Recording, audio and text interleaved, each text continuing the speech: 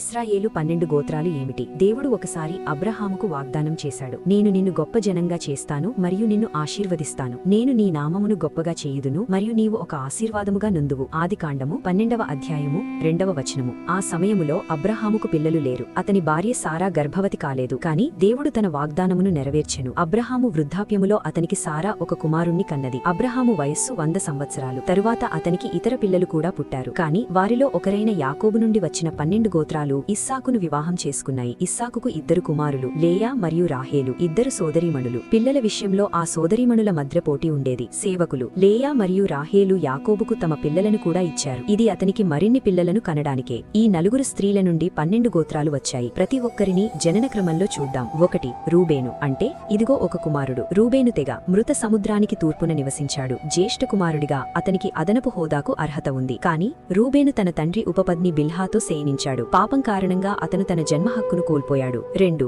షిమ్యోను. అంటే దేవుడు వింటాడు. షిమ్యోను తెగ మృత సముద్రానికి పశ్చిమాన నివసించింది. షిమ్యోను మరియు లేవి తమ సోదరి దీనాపై హింసాత్మకంగా ప్రతీకారం తీర్చుకున్నారు. వారి తీవ్రమైన ప్రతీకారం పాపాత్మకమైనది. కాబట్టి యాకోబు వారిని శపించాడు. షిమ్యోను మరియు లేవి చెల్లాచెదురుగా ఉంటారని అతను ప్రకటించాడు. షిమ్యోను వారసులు త్వరలోనే కలిసిపోయారు. 3 లేవి. అంటే జత చేయబడ్డారు. సిమియోను లాగే లేవి తన హింసకు శపించబడ్డాడు. కాని లేవీలకు పూర్తి వినాశనం నుండి తప్పించుకున్నారు. వారు దేవుణ్ణి సేవించడానికి ప్రత్యేకించబడ్డారు. వారి జీవితాలు పరిచర్యకు అంకితం చేయబడ్డాయి. 4 యూదా. అంటే ప్రశంసలు. యూదా తన సోదరులలో విమోచన పాత్ర పోషించాడు. యోసేపును చంపడం కంటే అమ్మేయాలని అతను సూచించాడు. తరువాత యూదా తన సోదరుడు బెన్యామీనును రక్షించాడు. అతన్ని ఈజిప్టులో విదిలిపెట్టడానికి నిరాకరించాడు. కాబట్టి యాకోబు యూదాకు గొప్ప ఆశీర్వాదం ఇచ్చాడు. యూదా వంశం నుండి రాజులు వస్తారని ప్రకటించబడింది. ఈ ప్రవచనం రాజైన దావీదు విషయంలో కూడా నెరవేరింది. యేసు కూడా యూదా వంశస్థుడు. 5 డాన్. అంటే న్యాయమూర్తి. డాన్ తెగ మధ్యధరా సముద్రానికి తూర్పున నివసించింది. యాకోబు తన తెగ న్యాయం చేస్తుందని చెప్పాడు. వారు న్యాయం కోరినప్పటికీ ప్రతీకారం కూడా కోరారు. 6 నఫ్తాలి. అంటే పోరాటం, కుస్తీ. నఫ్తాలి తెగ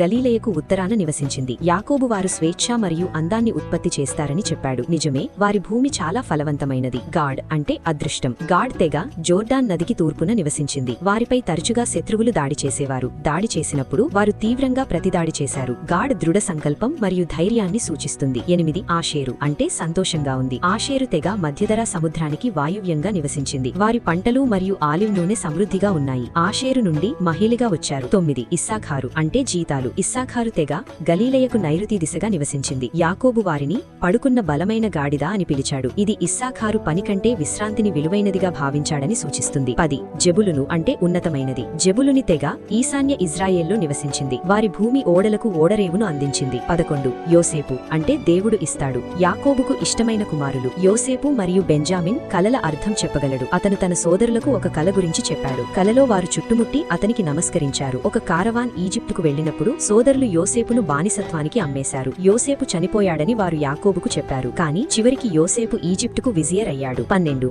బెంజామిన్. అంటే కుడి చేతి కుమారుడు. ఆదికాండము 49:27 అతని తెగను విజేతలు మరియు క్రూరమైన తోడేళ్లుగా వర్ణిస్తుంది.